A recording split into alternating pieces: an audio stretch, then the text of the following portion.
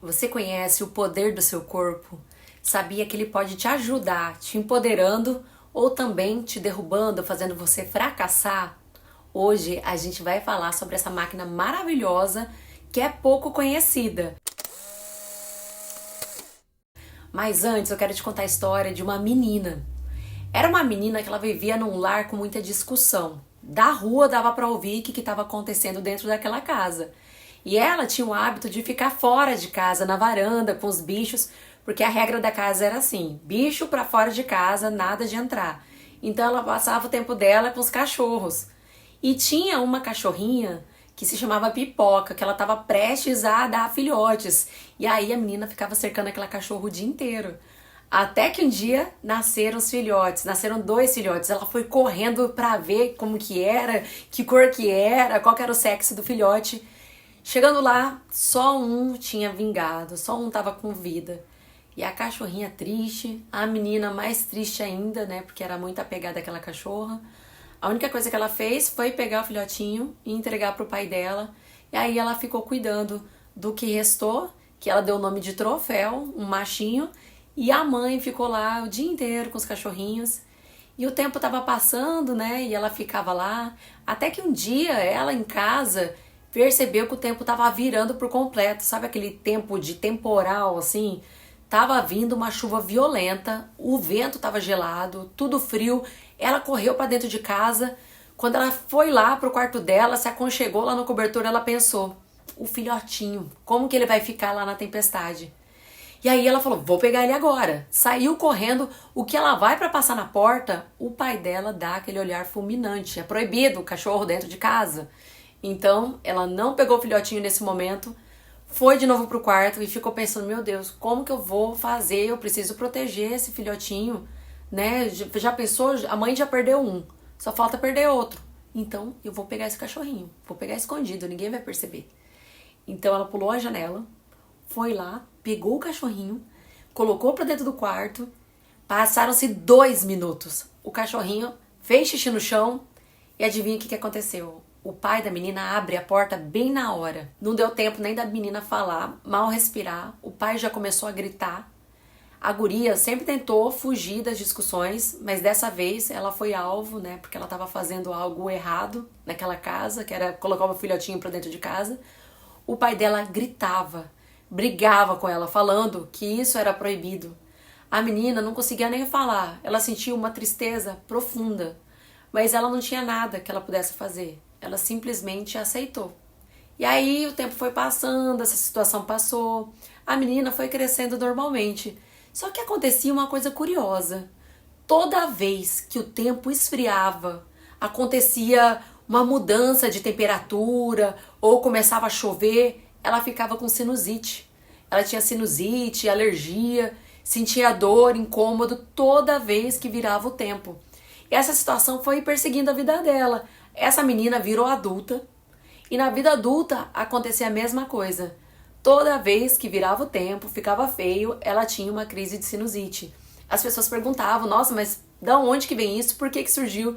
E ela só falava assim: nossa, eu nem me lembro. Só sei que eu sempre tive essa sinusite. Por que que eu tô falando isso? Porque o nosso corpo, ele armazena toda a nossa história. Nos nossos primeiros anos de vida, a gente não tem essa capacidade cognitiva de armazenar os registros, elaborando, racionalizando, pensando: nossa, por que que eu faço isso ou aquilo? Não. A gente armazena a história do mundo, da nossa vivência, da nossa família, com as regras, com o que pode, com o que não pode. Tudo nas primeiras fases por meio da experiência. E o que é uma experiência? Imagina você chegando num restaurante.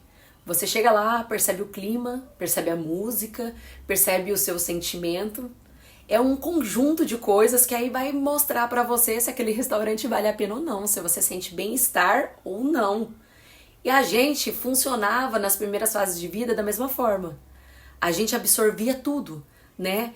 É uma junção do ambiente, como que tava, o que que acontecia, com o nosso sentimento. E se o nosso sentimento foi muito impactante, causou alguma espécie de trauma, que trauma não necessariamente precisa ser uma coisa assim muito brusca, mas causou alguma coisa, afetou o nosso sentimento, o nosso corpo, a gente percebe não um sentimento isolado, mas todo aquele contexto. E por que a gente percebe tudo isso? Porque a gente tem um mecanismo de defesa. É para que a gente no futuro consiga se lembrar dessa história e saber como agir. Se é uma situação de perigo, se é uma situação que eu vou ter que agir de determinada forma. Então o nosso corpo, ele faz isso como forma de proteção. Acontece que no futuro a gente não tem essa consciência, a gente não entende que quando surge um sentimento inesperado, quando o nosso corpo reage de forma exagerada e às vezes até desproporcional ao que está acontecendo, na verdade é um grito de socorro, ele está contando uma história que a gente não parou para prestar atenção nela. Então às vezes a gente vai falar, meu Deus, eu sou louca. Eu não sei o que está acontecendo. Ou pior, outras pessoas vão falar que você é louca. Que elas também não entendem como que aconteceu de você estar reagindo dessa forma. E agora você sabe que esse registro pode ter começado lá atrás. É uma coisa que você não entende, não é racionalmente explicada, mas existe, tá ali, ela é verdadeira. Só você sabe porque essa experiência é sua. E cada pessoa tem uma experiência diferente. Então você tem dois caminhos a seguir quando percebe a reação exagerada do seu corpo sem entender o que está acontecendo. Um caminho é você se fazer de vítima, né? Como se você não tivesse controle, você não tem nada que possa fazer, os outros que te entendam. Olha, eu sei que parece ser ruim falar que a pessoa é vítima, mas a gente às vezes se acostuma a estar nesse lugar, sabe? Não é de propósito, mas é porque talvez seja uma tentativa de chamar a atenção para um pedido de ajuda, sabe? Mas quando a gente se coloca como vítima, a gente sempre vai se colocar numa postura de que não tem nada para fazer, a gente não tem como reagir.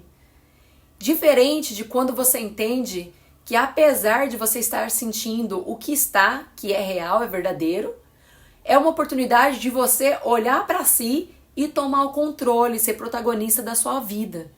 Que acredito que seja o que todas as pessoas buscam, né? Só que ainda às vezes não sabem como. Então, eu quero falar pra você que se você escolher ser protagonista da sua vida, tem como. Eu quero te dar uma instrução agora. Quando você se deparar com uma situação difícil, faz assim. Vamos fazer o teste aqui. Tira o sapato agora. Coloca os pés no chão. Sente cada dedo do seu pé. Presta atenção neles. Coloca o pé para frente, o pé para trás. Respira fundo. Sacode um pouco o corpo. Respira fundo de novo e solta pela boca, como aliviando.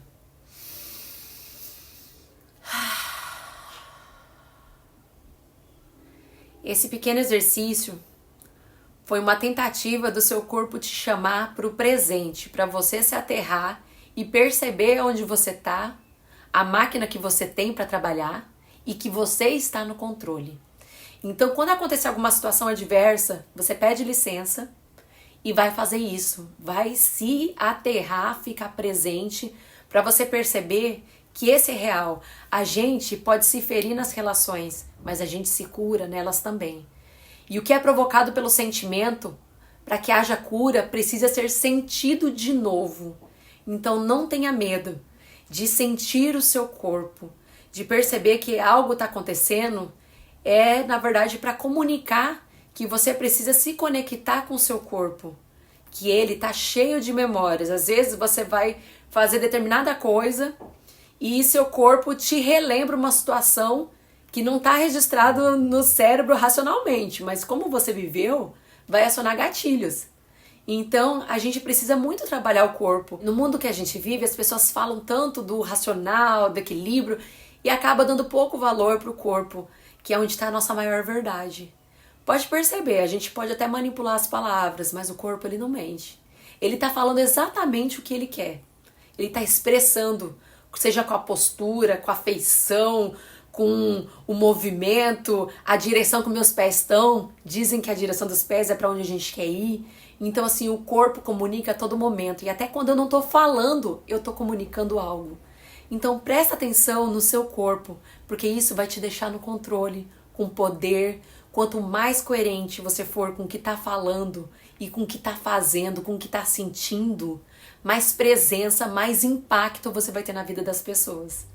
Eu quero deixar aqui meu Instagram para você seguir outros conteúdos e também para a gente ter uma interação melhor. É na Lopes Psicodrama. E eu te encontro no próximo vídeo na Alma. Tchau!